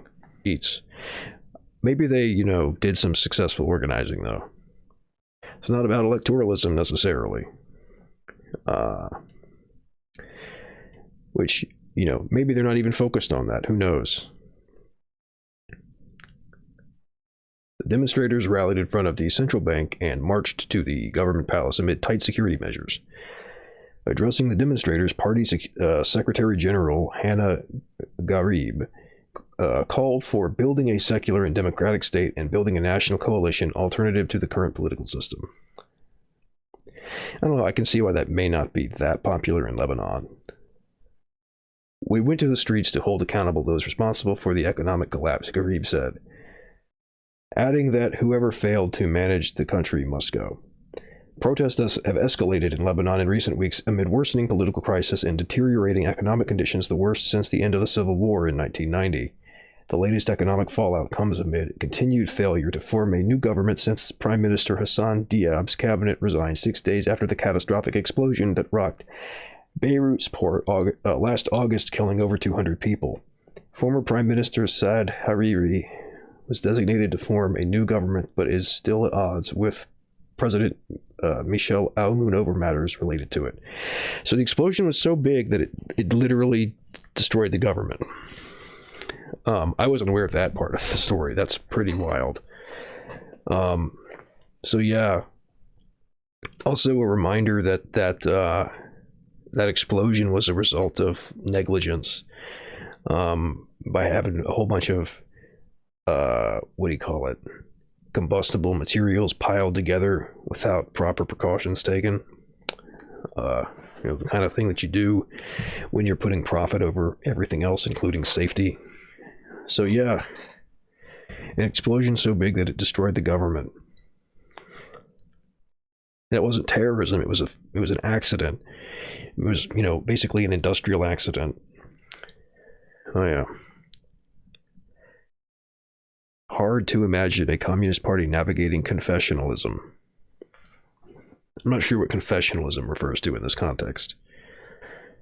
But, yeah. So things aren't doing so well there. It's another part of the world. I mean, Beirut's a specific city in Lebanon, is, but, the economy's bad all over. And I'm sure that having a massive explosion in your capital doesn't help. All right, let's see. This is from RT. This is an opinion column, or is this? Presumably, it's just news. Pope sends Julian Assange personal message to his jail cell, partner says. I don't think I'm going to read the whole thing. I just wanted to. Well, it's not. I guess it's not that long, but this is just a kind of weird. And also, I get to draw attention to Julian Assange being unjustly imprisoned. Pope Francis has conveyed a personal message to WikiLeaks founder Julian Assange, who remains incarcerated in a British maximum security prison, battling possible extradition to the U.S., the publisher's partner has said.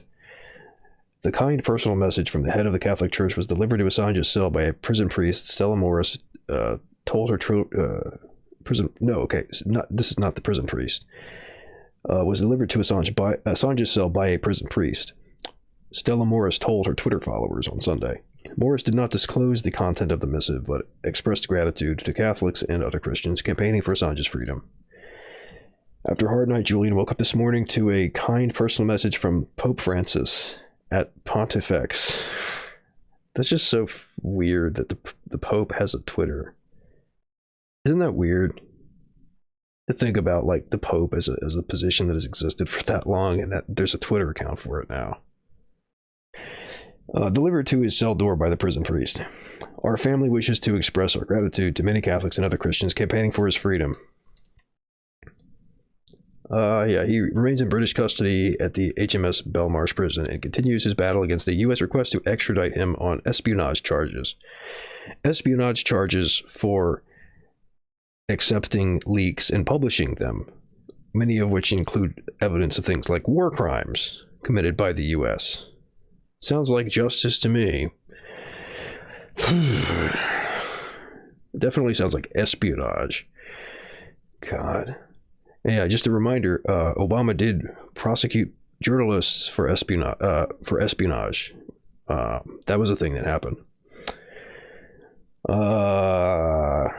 Related to WikiLeaks. The website's founder is seen by many as a prisoner of conscience, punished with the help of British justice system for exposing the dirty secrets of Washington and its allies. But at least they're not turning them over to the U.S. for some reason. I'm not entirely sure. If somebody knows, post that in the chat. I don't know what the deal is, why they're not just turning him over to the U.S. That seems weird to me. I've never looked into it very deeply, though. It's not unusual for Pope Francis to send his personal reassurances to inmates, including those whose freedom was taken from them for apparent political reasons. In 2019, he sent a letter to former Brazilian President Luiz Inácio Lula da Silva, who was at the time serving a lengthy prison term on corruption charges. Lula's convictions were overturned by the Supreme Court earlier this month. Soon after, the now free politician thanked the pontiff for writing to him during his incarceration, inviting to the Vatican after he was out of jail. Quero agradecer ao Papa Francisco. There's a different Pope Twitter for different languages, maybe? Because Pontifex is the main one, but Pontifex_PT is a different one. What is that? Something went wrong.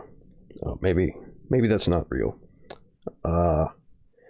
Que quando eu estava preso fez questão. This is Portuguese. I'm trying to read it as if it's Spanish. De me enviar uma carta. I always get when I see like or hear or read Portuguese, I always for a second think it's Spanish, and I get really confused because I don't understand it. E por me receber no Vaticano assim que deixei prisão para uma conversa sobre o combate à fome e à desigualdade. I have no idea if I got that correct. I don't speak Portuguese. In January, Judge Vanessa, if they didn't even translate it, so why did they post it? I can translate it though. Well, that didn't work.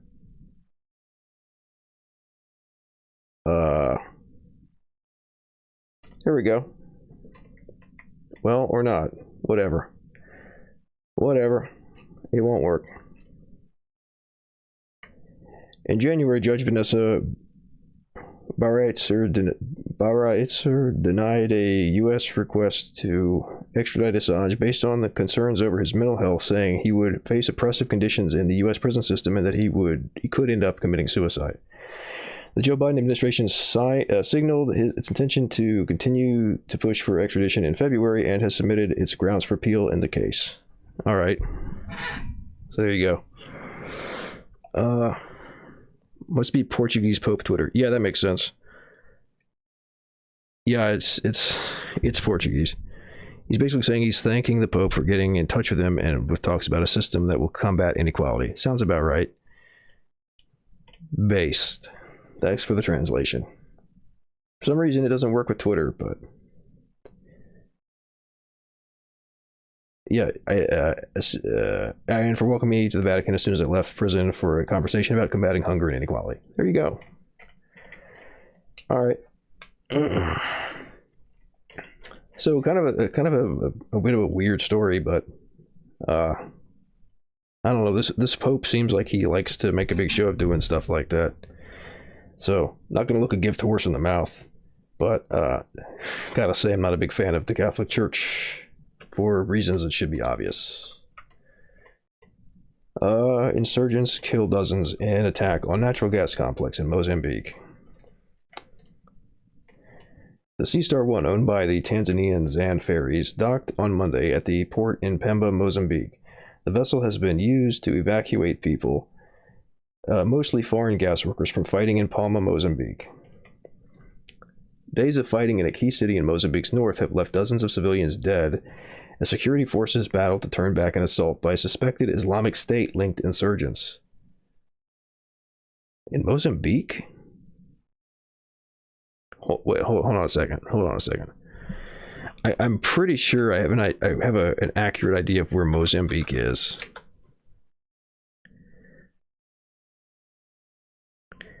I need to search for a map. Yeah, okay. So Mozambique is like the east coast of southern Africa. I don't know how they have any affiliation with the Islamic State. That seems a little... Yeah, I was going to say, that seemed... I had to verify, because I was like, maybe I'm just wrong about where Mozambique is, but that seems a little far away to be affiliated with the Islamic State. But then, I don't know, a bunch of people from the US defected there, so maybe... Suspected Islamic State-linked insurgents. I'm going to guess that that's kind of a reach. Hundreds of militants last week attacked Palma, a northern coastal city in Cabo Delgado province that acts as a hub for a vast liquefied natural gas project worth tens of billions of dollars. The project, scheduled for completion in 2024, is led by the French energy group Total and includes industry partners from India, Japan, Mozambique, and Thailand. At one point in the last week's fighting, as many as 200 foreign workers were reportedly trapped between security forces and the insurgent group. Hundreds of people were being evacuated by boat to the port city of Pemba, about 150 miles south, a diplomat and aid worker told Reuters. There has been no claim of responsibility for the assault, and the government has not identified the assailants by name or group. However, the attackers are widely believed to be from a group the locals refer to as Al-Shabaab, although the insurgents don't appear to have any direct link to the Somali group of the same name. So they're widely believed to be from the group, but they don't appear to have any direct link. Okay. Well, to I guess a different group of the same name. it's a group that's referred to as Al-Shabaab, but it's not related to the other Al-Shabaab. I have a feeling that they don't really know who's behind this. That's kind of what I'm getting from this. Last year, Air Force Major General Dagvin Anderson, commander of the U.S. Special Operations Command Africa, said that the U.S. believes that the local Al-Shabaab group in Mozambique has links to ISIS. Okay, that's a very trustworthy source. So is this the next country to invade for the U.S.? Solidarity and cause, why not associate yourself? Like when the Pulse nightclub guy said he was ISIS and then ISIS claimed him after the fact. Yeah, I mean, but, you know, I think the way that it sounds kind of like they're trying to drum up, you know, a basis for some kind of military action. I mean, it's what is it? What rank did they say the guy was?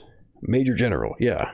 It's a major general talking about, you know, ISIS being in Southern Africa.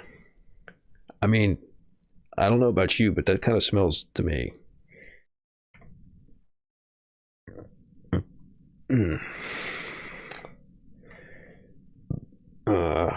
Since 2017, infrequent but violent raids by Islamist militants have left more than 2,600 people dead. Half of them civilians, the Armed Conflict Location and Event Data Project says. At least 670,000 more have been displaced in the 4 years of conflict, according to the UN Office for the Coordination of Humanitarian Affairs.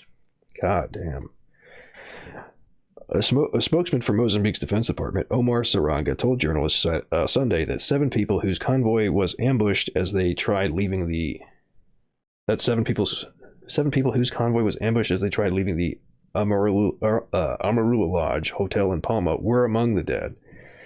Why do they always got to use this complex syntax? On March 24th, a group of terrorists penetrated the headquarters of Palma Village and unleashed actions that culminated with the assassination of dozens of defenseless people, Saranga said. Days after the fighting started, security forces were still trying to eliminate some pockets of resistance, he said. Last week, Human Rights Watch quoted witnesses in the city as saying that they saw bodies on the streets and that militants were firing indiscriminately at people and buildings. Al-Shabaab fired on civilians in their homes and on the streets in Palma as they tried to flee for their lives, said Dewa Mavhinga, Southern Africa director at Human Rights Watch. He called out Mozambique to protect civilians and bring all those responsible for abuses to account. A South African woman, Meryl Knox, told Reuters that her son, Adrian Nell, had died in the ambush on the convoy. She said her husband and another son hid his body in the bush until the following morning. The UK, yeah, so I'm starting, what was this? This is NPR. Yeah, I'm smelling some manufactured consent here, I think. Let's see, what's the chat saying? The country is ruled by the former ML party, now Democratic Socialist, so secular Muslims are a minority, but substantial. And Kamala Harris says the boogeyman. I'm not sure about what the boogeyman is referring to, but yeah. So I mean, it's, I don't know, it's not entirely implausible that there was somebody who was doing this in the name of ISIS, but sounds a little suspicious.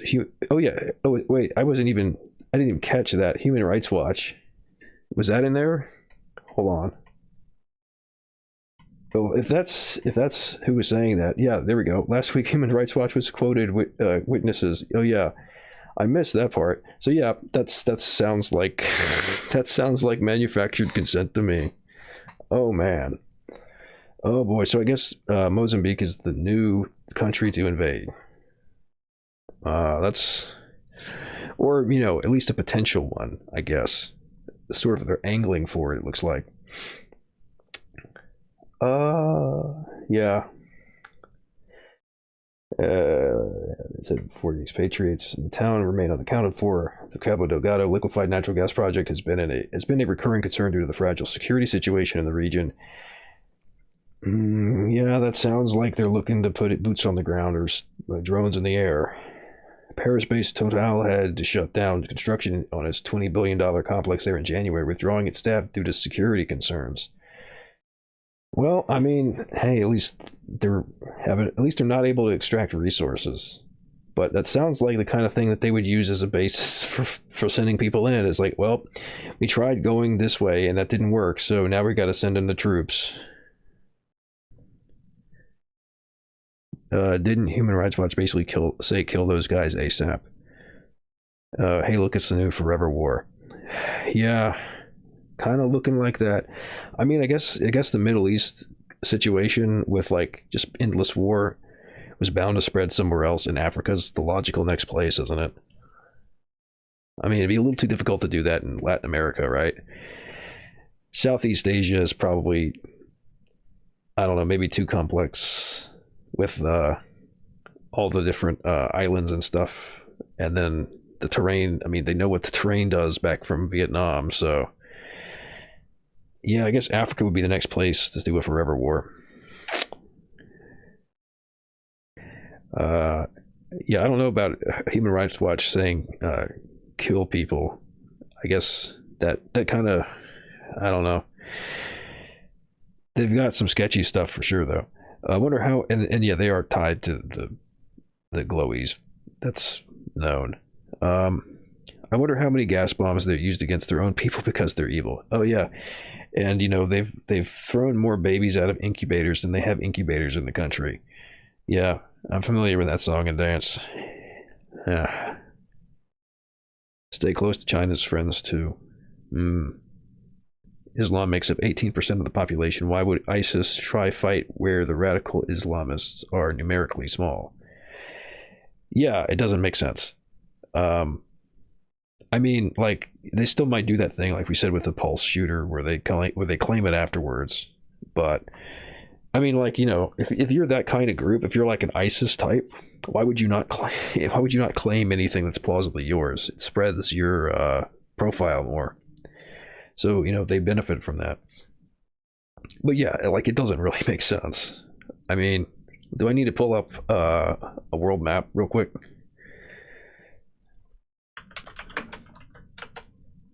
Let me. Yeah. All right.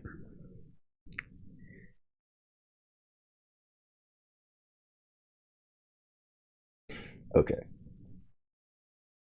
Oh, well, that didn't help. Hold on, go back. All right, view image though.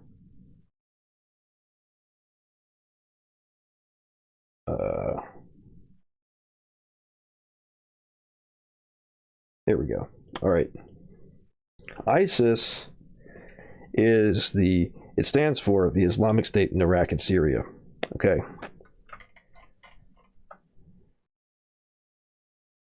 Here's Iraq and Syria, right? This Iraq, Syria, the Middle East, right? This is over here is the Mediterranean, right? That's the Arabian Peninsula right there. Mozambique is this country right here. This like red. Hold on, I need to actually. I always keep forgetting to close Flux. There we go. It's this country. It's like this orange red kind of country, right? That's Mozambique. All the way down here. ISIS is up here. Mozambique's down here. I mean, they might have some communications with them and maybe are like affiliated in some way, but I don't think that they really have the means to do much. I mean, also ISIS is like not very powerful right now, so sounds a little fishy. But yeah, just wanted to throw that up there real quick for a visual for anybody who doesn't know the context. There's ISIS in the country is the alternative. They have weapons of mass destruction. Yeah, that seems plausible. And most people in the U.S., it's important to point out, could not do what I just did and point out where Iraq, Syria, and Mozambique are on a map, even a labeled one. So they say a name that sounds foreign, like Mozambique, and to the average American, that could be like anywhere, just like with Iraq and Syria, basically. They're called Al-Shabaab. Well, allegedly, they're saying that the locals call them Al-Shabaab. Like, even that was shaky. So, like, Yeah, see, that's what I mean. All of it sounds real suspicious, you know. Yeah. All right. Yeah, let me read through the chat, and then that's like 2 hours. I think that might be enough for today. So let's see. I'm gonna work on the setting up charity stuff tomorrow. I'll go post a thread for that, I guess. Yeah. So let's see, where are we at? Today I will kill my own people for no political gain whatsoever. Yeah.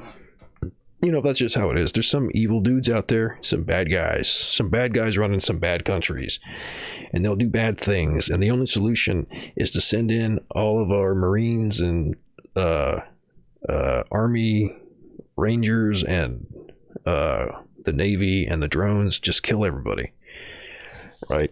Get rid of that government. Don't replace it with anything. Just keep bombing until, like, I don't know. There's really no until, is there? It just keeps going forever, doesn't it? I guess until all the resources are gone. That would be the until that's probably going to happen in those cases. Yeah, they're called Al-Shabaab, though, right? Yeah, I think that's like an allegedly thing. They're a bit closer in Somalia on the same coastline. Yes. I'll pull up. I can reopen that tab. Yeah, so again, pull up the map. Somalia is this green country sticking out on the Horn of Africa, this pointy bit that's like keeping the Red Sea from direct access to the ocean. So you got to go around here. Wait, you got to go.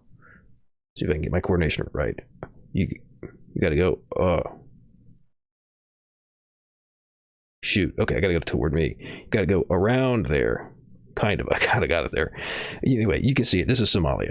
So that's a little closer to Iraq and Syria. But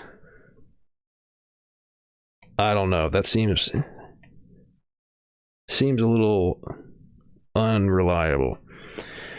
Seems a little bit of a stretch.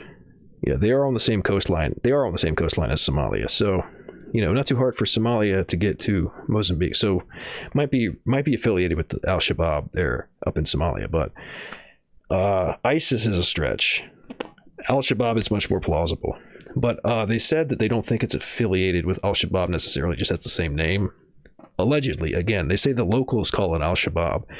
But, I mean, that could just be a case of knowing about Al-Shabaab here and using, like, you know, the same way that people will talk about Al-Qaeda or ISIS or whatever as a general term for terrorists. So you gotta take it with a grain of salt anytime somebody says they're called this by the locals. It can mean a lot of things. I can jump on stream on Jitsi or whatever if you're down. I couldn't quite catch what you said before because the internet was being wonky. Yeah, I've had my stream drop out a little bit today. When are all the I might have to take you up on that, but I think I'm going to be done for today. Maybe tomorrow I could work something out with that. I don't want to be at this too long since I was doing stuff with the Chauvin trial for a while earlier. Let's see. When all the rare earths have been used for drone bombs, yeah, that's when the endless war ends. My shitty Dell Inspiron is going to be worth so much. Yeah, right. That's nuts. Association from proximity, probably. Yeah. That and also just notability. Like Somalia is, I think, pretty high profile with like, you know, with Al-Shabaab and with pirates and stuff. So easy accessible term that they might throw around for something like, I mean, if you have some local national level terrorist group in a country like Mozambique, maybe they haven't like gone public yet. This was something that like just happened, I think, right? What was the date on this attack? So the story is from today, 29th.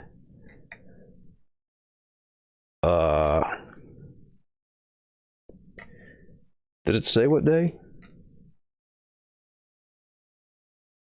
March 24th. Yeah, so this just happened. Yeah, so like maybe they haven't like announced who they are yet. Maybe they haven't gone public or whatever. But yeah, I think that's going to be about it for the news today. I'll read through this last post, or the second post, just to see if there's anything really juicy that I want to do. Chauvin highlighted. Jurors shown video at ex-officer's trial in Floyd's death. The video of George Floyd gasping for breath was front and center Monday as the former Minneapolis officer who pressed his knee on the black man's neck went on trial Monday on charges of murder and manslaughter. We already discussed that at the beginning of the stream. Hey, Cap. You caught me right as I'm probably going to close out. I'm just going to read this last, the second post by News Anon and see if there's anything super juicy I want to read. I'm probably going to skim through it, though. I've already been on here for 2 hours, and I don't want to be too late tonight. I'm going to be handling some of the George Floyd stuff on SciTube tomorrow morning, too. So, next few weeks going to be busy for me with this stuff. New lawsuit challenges Georgia's GOP-backed election law. Oh, yeah, this was a thing that was really widely spread among normies. A group of civil rights and advocacy organizations, including the Georgia NAACP, have filed a lawsuit in federal court challenging Georgia's new Republican-backed election law, which includes new restrictions on mail voting and gives the state legislature more control over the administration of elections. Yeah, and I think there was like a big thing about not being allowed to hand out water to people who were standing in line to vote. You know, when there's so few voting precincts that you have to stand in line for like 6 hours to be able to vote sometimes. Yeah. The land of the free. There should be like one of those, what do you call it? Like one of those Joker memes from like The Dark Knight, where like he's always saying like, we live in a society. And they should make a version of that where it's like sarcastic and he's saying like, we live in a democracy, but because we don't. All right. Bowman blames decades of U.S. capitalism and imperialism for flow of asylum seekers. The best we can do is implement a 21st century Marshall Plan and help rebuild Central America in the same way that we have destroyed it, Bowman continued. We wanted their land and their natural resources, and we were engaged in coups d'etats and other behaviors in those areas in order to do so. Now we have to right our wrongs. How about just fuck off? Like, there's always this shit where it's like this moralizing white man's burden bullshit where it's like, oh, we've got to go save all those poor brown people. Just fuck off. The people who live in those countries can handle the problem. They don't need your help. They need you to fuck off. The more the election meme deteriorates, the better. Yep, I agree. I don't know. I feel like the big thing with Georgia, though, is it's going to reinforce the idea that we need to have fairer elections. And we need to have, like, whatever you call it. That people are going to be fighting for, like, voting rights and shit like that. When it really should be like, no, see, this is what electoralism gets you. They'll pull this crap. They'll find ways to keep you from voting. All right. Florida Republicans considering new election bill that would effectively ban giving voters. Oh, this was the water one. Another case of the same shit. Florida Republicans considering new election bill that would effectively ban giving voters water. State law currently prohibits campaigning within 100 feet of polling locations, but an elections bill introduced last week, HB 7041, expands that zone to 150 feet and includes a prohibition on giving any item to voters or interacting or attempting to interact with voters within that zone. Yeah, so I guess if you want to get... What they should do in response to this in protest is they should start the line to wait to vote 150 feet away from the polling center. That's the way that you protest bullshit like this. But yeah, no, like this is the kind of stuff that they're going to do. Like if you're trying to fight for voting rights, this is what you're up against. They're going to keep pulling bullshit like this on you forever. It's never going to work. Like every inch you gain in one, like for you, they're going to gain 2 inches against you somewhere else, you know? All right. Michigan Republican Party leader jokes about killing Democrats, anti-Trump Republicans. not even like criminals, not foreigners, not dirty commies. Democrats and even the Republicans who aren't pro-Trump. In comments before a meeting of supporters last Thursday, Michigan Republican Party Chairman Ron Weiser joked that the top 3 elected Democrats in the state are 3 witches the GOP needs to take out, soften up, and get ready for burning at the stake. I mean, this is Michigan. It's not Massachusetts, but I mean, the U.S. does not have a great track record when it comes to burning witches. Like, that's a thing that used to happen for real here. That's a pretty dark thing to invoke, even as a joke. Even if it was genuinely, it meant in jest. Yeah.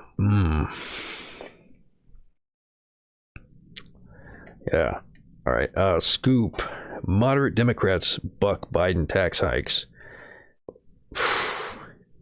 President Biden's plan to pay for his coming infrastructure package with big tax hikes already is meeting some resistance from moderate Democrats, a stumbling block for his progressive ambitions.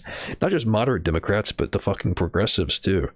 Like, everybody remember that famous bit where Kirsten Sinema goes in with her cake to the floor of Congress and just like votes down on raising the minimum wage? It's not just the moderates, it's the progressives doing this shit too. And before militia in the USA takes this for realsies. Oh yeah, with like the witch hunt thing. Yeah. I mean, that's the kind of shit, like, especially with what happened at the Capitol, people should be pretty conscious that the words of these politicians of a particular bent can fucking inspire people like that. Ex-anarchist cinema. Yeah, I mean, not to gatekeep, but I have a feeling that she's one of those people who the being a lefty was always going to be a phase. I definitely promise never to vote down an increase in minimum wage. I mean, unless it's strapped onto something horrific, like going to war with a foreign country and, like, you know, that kind of shit. I'm not going to vote against a wage hike. That's insane. I don't plan to ever be an elected official either, but yeah, on my honor as an anarchist, no, I'm never going to do that shit. Fuck that. I fully, not to toot my own horn, but I fully expected Kirsten Sinema to end up being that kind of person. She seemed phony to me from the start, but, you know, I would say that about pretty much anybody who gets elected to public office in the United States. Maybe somebody at like city or state level, but somebody who's like getting elected to a federal position, says more about her than anarchism. I mean, anarchy is weird because there's, you know, I don't think the actions of any anarchist says anything about anarchism in a sense, because like the whole point is that you don't have an imposition of something, but that's a whole other philosophical discussion. But yeah, what's the tea? Is there a story about tea, or are you asking me to spill some tea? Yeah, no, I just think somebody who gets elected, runs for election at like a federal level in the U.S. and wins, probably shouldn't be trusted. Maybe there's like some exceptions, but like somebody might be able to get elected as like a state legislator or, you know, a city council member or something like that, who's actually going to be on the side of the people. But given the kind of like fundraising and electoral loopholes you have to get through to become a federal representative, I'm very suspicious. Kirsten Sinema, I forget where she's from. She was she's not an anarchist now, even ostensibly, but she was one of these people who gets elected as like, yes, we're getting more women legislators, and she's like openly bisexual, and that's supposed to be like a big deal. And she came in saying she was going to be like a big progressive. And then when it came to the floor to vote for an increase for minimum wage to I think it was to increase it to $15 an hour. She was one of the people who voted against it. And more than that, I forget what the symbolism was supposed to be, but she brought a like chocolate cake to the floor of Congress. And then when she went to go cast her vote against raising the minimum wage, she did like a little dance and did a thumbs down to really express how much she wanted to fuck over the working class. So, I mean, kind of just went mask off with that.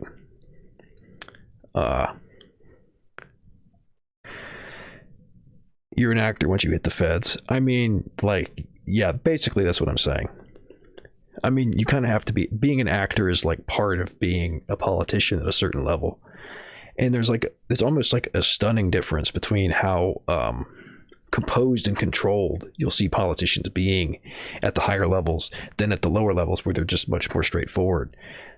That's actually a really major factor in the appeal that Donald Trump had, is that he, even though he is an actor, he's like he was a TV actor and like a celebrity. He didn't play the game. He wasn't acting for the same kind of role that those politicians normally do. And that was really appealing to people. There's a whole lot more to Trump than that, but that was a factor that played into his popularity, is that people don't like the fakeness that comes with politicians at that level of government. And he was still fake, but he was presenting a different picture than that.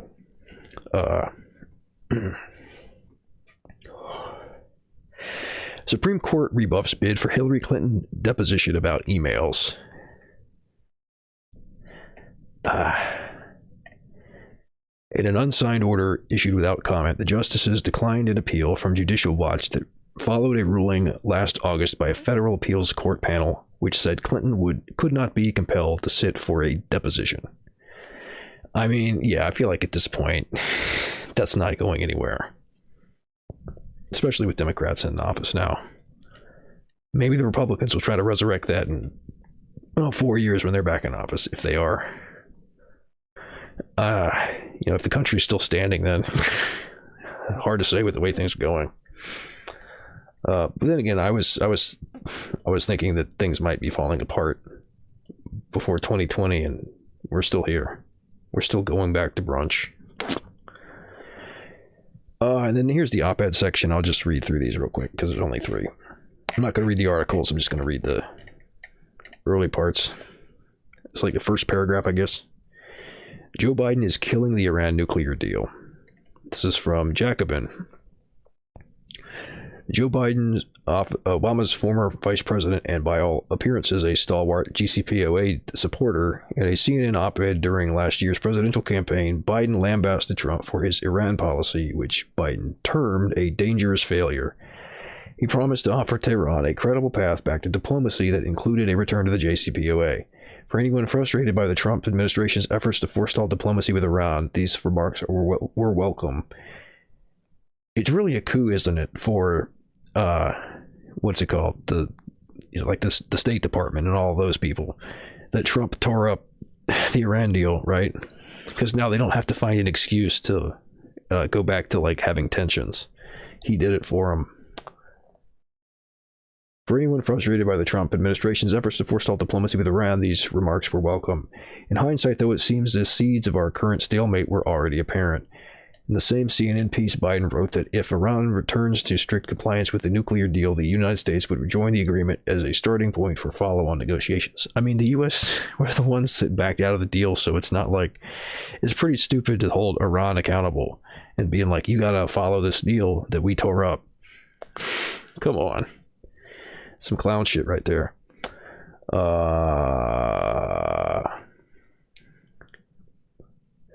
With our allies, we will work to strengthen and extend the nuclear deal provisions while also addressing other issues of concern. In other words, it did matter who went first, and Biden would also insist on immediate negotiations to expand the JCPOA. Oh, okay, so not even we're expecting you to comply with this deal we tore up. We're expecting you to comply with it, and then we're going to make more stipulations against you. Fuck off. Like, come on. What reasonable-minded person could look at that shit and be like, oh yeah, it makes sense. The U.S. is acting delusional in the world stage. Well, it's befitting 2 presidents in a row who have dementia. Gotta head out. Well done, and thanks for streaming, Iggy. No problem. I'll be back tomorrow. I'll try it. I'll see if I can tighten up this format a little bit. I prefer the idea of like taking suggestions for which articles to read in full. But good night. It was the United States that unilaterally violated the JCPOA in 2018. Every subsequent breach by Iran has been a response to the United States' decision, which is to say, they're no longer adhering to the deal because the deal's off. Yeah. And that has even arguably been permitted by under the JCPOA's terms, right? The actions of Iran have been. If Iran returns to strict compliance, is to demand that Iran not only appease the party that destroyed the agreement in the first place, but that it trust the United States to revive the agreement when it has shown that it cannot be trusted. Yeah.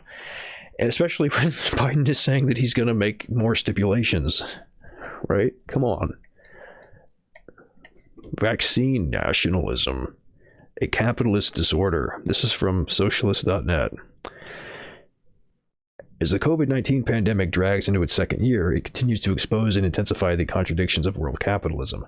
The madness of vaccine nationalism clearly demonstrates that a system based on private property and the division of the world into antagonistic nation-states is not equipped to deal with a viral threat that has no respect for borders, profit margins, or narrow nationalist interests. By hoarding and squabbling over the vaccines in a race to immunize their own populations first, the richest countries are risking countless lives and costing their economies trillions of dollars. Meanwhile, the virus continues to circulate and mutate in poorer countries, risking the emergence of new, more transmissible and deadlier strains. Maybe this is a reference to the attempt to like keep keep the vaccines from being replicated elsewhere, because it's like private property, right? It's it's intellectual property. So like, they don't want a generic version to be available because they would potentially lose profit. So they're willing to let, like the country, in the countries where the vaccines have been made, they're willing to let other countries suffer with the virus until they have a big enough batch to finish immunizing their own countries before immunizing the rest of the world. I think that's the thing being referenced here is vaccine nationalism. They want to keep those profits for themselves, so they're going to let hundreds of thousands or millions of people die of the virus that's preventable, that people could be manufacturing a vaccine for, because but they would be doing it as a generic vaccine, and it wouldn't be making profits for, AstraZeneca and whoever else. So the US won't fall. Too much capital at stake. If it fell, we would just see an Albanian-style UN intervention. I don't know, though. I feel like if the U.S. really fell into crisis, it would be too thorny to properly salvage. Like the size of the country, the population density, the ratio of people to like police and military, and the terrain. It's a complicated subject, though. So like, I don't want to get really into that right now. But I mean, there's an argument both ways for sure. The USA will go away the same way the USR went away. It's going to come from the inside. There's just no way an external enemy can force it to kneel in these moments. Yeah, there's certainly nobody currently who's in a position to force that. I think that any kind of situation that could threaten like a collapse of the US would have to result from internal problems. Definitely. Most of its industry was sent to China, so the seed was already planted. Yeah, it's hilarious too, isn't it? They got tricked by the cheap labor to go industrialize the next major superpower, while allowing their own productive forces to disintegrate. I don't know if anybody is more dependent on international trade than the United States. It's just that there's nobody to put sanctions on the U.S. to cut us off from international trade. The U.S. does have a whole lot of farms and stuff, though, so probably wouldn't be seeing a whole lot of starvation and all that kind of stuff as a result of being cut off from global trade. But like manufacturing and any like physical products pretty much come from other countries, so heavily dependent on trade. Most of it sent to China, yeah. For the first time in history, most of the production of the world is in the hands of a communist China. They have liberalized. Yeah. I mean, there's worse scenarios. But that is painful to think, like, yeah, we're going to liberalize, and now we've got all the productive forces. But I don't know. We'll see how it unfolds. China may not go the same way the USSR did. We'll see. They're not quite the same. Today I learned Kingdom Come. No, Till. Oh god. Fucking Reddit has made me think that's what the TIL is. Till Kingdom Come. How Christian evangelicals fuel chaos in Palestine. Man, how do evangelicals get involved in shit like that? In the Evangelical Christmas Lutheran Church in Bethlehem, Reverend Munther Isaac. Oh, okay, so it's people from the region. Munther Isaac sits on a bench alongside Pastor Boyd Bingham IV, a Christian evangelical pastor from a small American town. Okay, so it's the fucking burgers at it again. From a small American town to discuss Christian evangelicals and their role in the Israeli-Palestinian conflict. Oh, please no. Evangelicals have contributed very negatively to this conflict because they are obsessed with prophecy. Isaac, a Palestinian Christian, tells Bingham, a hardline Christian Zionist. And these are the talks that people want to have to like resolve this conflict, by the way. A hardline Christian Zionist from the Binghamtown Baptist Church of Middlesboro, Kentucky. Really sounds like somebody who should be talking about the situation in Palestine. Doesn't it? See, what I don't get about many American evangelicals, in their scenario, Jews will either be converted to Christianity one day, those who won't, sadly, will be massacred. That is the prophetic understanding. Somehow this is perceived as a theology that supports the Jewish people. To me, that is a twisted logic. The idea that God is bringing the Jews back to their land. But what is often missing is the Palestinian presence. It is as if you speak of an empty land. We have been, I mean, that's the same way that they spoke of the Americas, or North America, prior to colonization. As if you speak of an empty land. We have been at the receiving end of a theology that actually told us we don't belong here, that even told us we are second-class citizens in our homeland, Isaac adds as Bingham looks on. The conversation is one of a series of remarkably incisive scenes in Till Kingdom Come, a new documentary about the poorly understood and often underplayed bond between the Israeli right wing and the American Christian evangelicals, directed by Maya Zinstein, an Emmy-winning Israeli filmmaker. The documentary is an eyewitness journey into the fanatical world of the Christian Zionist movement in the United States as it unfolded feverishly during the Donald Trump presidency. That's from Middle East Eye. Sounds like a very interesting documentary. Very illuminating, potentially. Because, yeah, there's a big bond between the Christian conservative right doing capitalism under the control of communism. But are they really? I mean, they're doing basically what you would be doing if you were doing that. But we already have a history of liberalizing, resulting in like a collapse and an end of the system. So I don't know. I think that we're kind of in a position where we have to see how things play out. We can like comment and criticize and things like that, but we do kind of have to see how things play out at this point, because we are in new territory. Let's be fair. Let's be honest.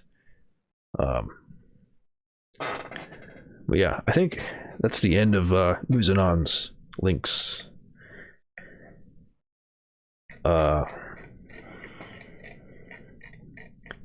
That's for today, March 29th.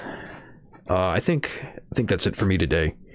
I'll be back tomorrow and continuing for the rest of the week. Probably going to take Friday off again. That's the plan. So thanks for tuning in, everybody. Hopefully we learned some things, got to see what was going on in the news, and I'll see all of y'all next time around. That's all, folks.